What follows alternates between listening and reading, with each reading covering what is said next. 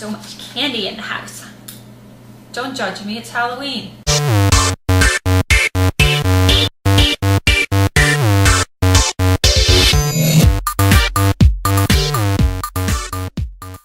Hello fellow word nerds, Erin Latimer here. For the month of Halloween, I pretty much stick to scary books and movies because, like fellow word nerd Erica, I am completely obsessed with Halloween. Anything creepy, twisted, or slightly scary, I'm there.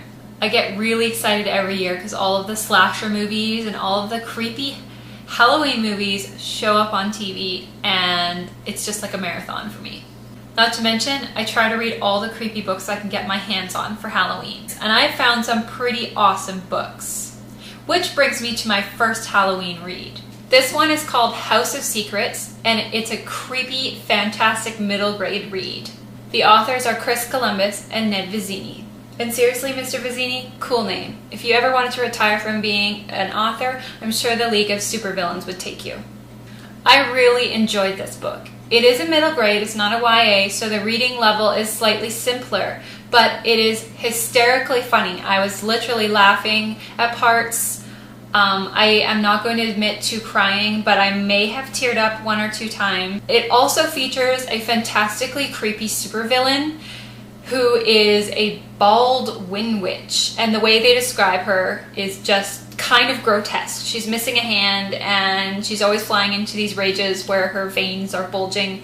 Wonderfully creepy. Perfect for Halloween. The second thing I'm going to suggest, and I will read this every Halloween, is Kendra Blake's Anna Dressed in Blood.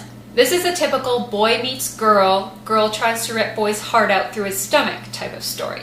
The imagery in this book is wonderfully creepy. She's got this awesome kick butt scene where she cuts some guy in half, and for anyone that's kind of squeamish, maybe not your best choice, but I love it. The only thing I was not super pumped about was the love aspect of the story. And I like the version of Anna Dressed in Blood where she's floating in the air and her hair is snaking out around her and she's dripping blood onto the floor. That is one of my favorite parts. I love how creepy this is. Next on my list this Halloween is called The Shadow of Blackbirds. I picked this up at Chapters mainly because of the awesome front cover. How cool is that?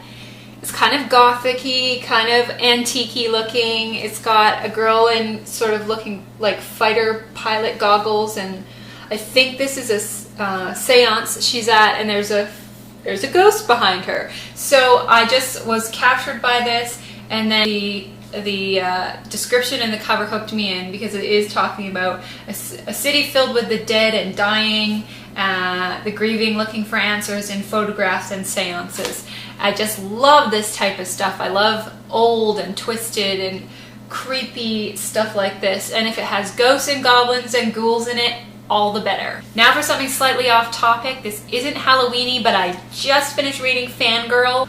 It's over.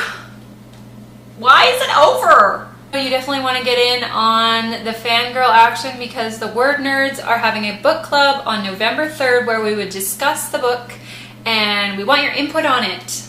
And we want you to join in the chat with us. Join in the chat. Do it. Well, I think I've talked about books for long enough now. Hope you'll pick up any one of the books I've mentioned. If you have any suggestions for spooky books for the month of October, be sure to leave them in the comments below. See you next week!